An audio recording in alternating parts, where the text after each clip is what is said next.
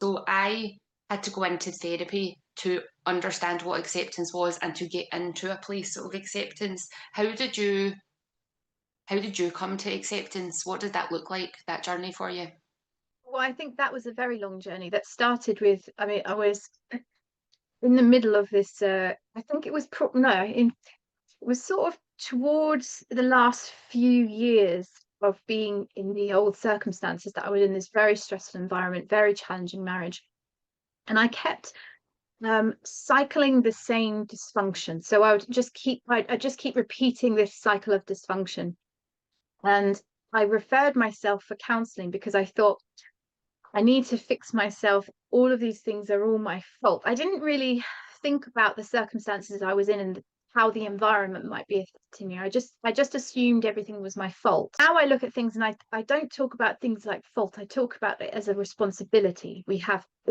There are environments where we will do really badly and there are environments where we'll do really well. And I was doing badly. And I don't like to point fingers, but it was very challenging. Now I referred myself for this counseling and found out that actually it was very likely that the environment was exacerbating these things. And I didn't quite realize that the life that I'd had up until that point was incredibly traumatic because for me, that was my life. So, growing up with, in the adverse childhood experience score scale, I scored 9 out of 10, which technically means that I shouldn't be here. And so I started coming to realize that, yes, these things had affected me in a really, really negative way.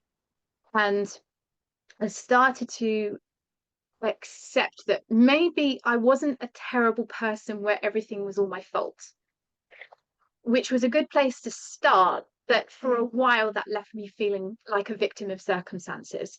So, because I started to feel like all these things had happened to me, and now I was in this situation that was still happening to me. And I started to feel like, you know, is there no one out there that's going to kind of rescue me and come to my rescue and take me out of this situation? And I had this real helplessness for a long time. And it was quite a while. Um, and before I came to the acceptance that perhaps I could take responsibility. Now, taking responsibility doesn't mean you accept blame for everything. There were things I could definitely accept blame for, and they were things that I had done wrong, and mistakes I had made. But it was this idea of like, well, actually, maybe I could take responsibility and change things here. Now, I did do that, and I ended up leaving the situation I was in, and I had to accept the consequences of that, and you know, uh, they were severe. So I ended up losing my entire family, my community, my home, my even my daughter.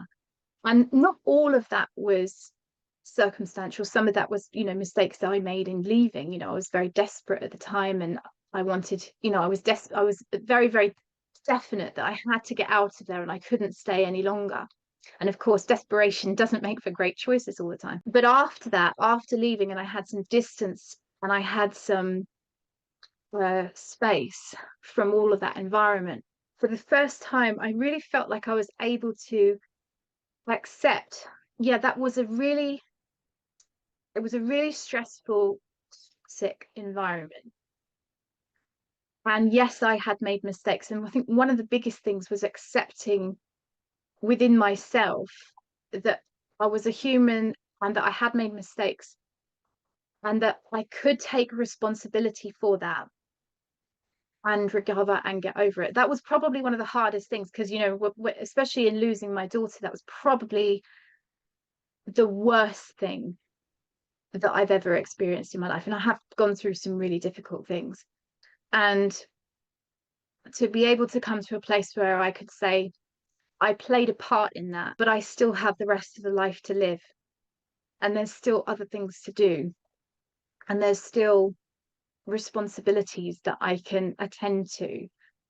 And that was probably one of the most difficult things to come around to, I think. This idea of this radical responsibility. And I talk to my clients about that in terms of their own recovery is radical responsibility. And it doesn't mean you take responsibility for things that you didn't do or self blame or berate yourself for things you did do.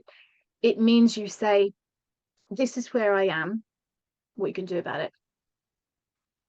And it's in your hands, and it's up to you to do something with that. And it's one of the prerequisites for taking on clients is that they're ready to do that. They're ready to say, yeah, I'm here and I'm ready to say, what am I going to do about this? I have so much respect and love for you, like the strength that you have been able to take that responsibility and been able to let go of your daughter and know that she may come back into your life at another time.